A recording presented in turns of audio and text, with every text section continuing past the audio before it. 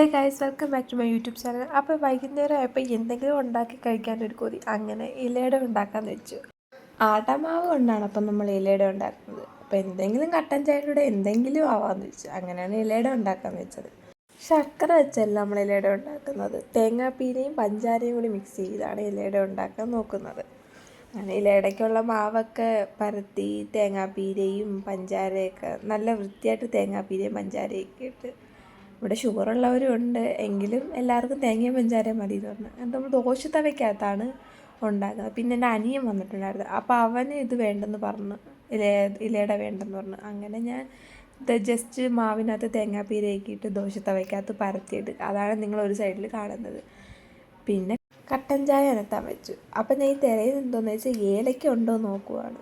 ഏലക്ക ഉണ്ടോ എന്ന് നോക്കി എടുക്കുവാണ്. അങ്ങനെ മധുരമുള്ള കട്ടൻ ചായയും മധുരം ഇല്ലാത്ത കട്ടൻ ചായയായിട്ട് രണ്ടായിട്ട് എടുത്തു വെച്ചു.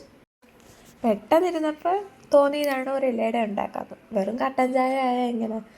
അങ്ങനെയാണ് കട്ടൻ ചായയുടെ ഇലയുടെ ഉണ്ടാക്കാമെന്ന് വെച്ചത്. അങ്ങനെ കട്ടൻ ചായ റെഡി, ഇലയുടെ റെഡി. അതിൻ്റെ പാത്രമൊക്കെ ഞാൻ കഴുകാൻ വെച്ചു.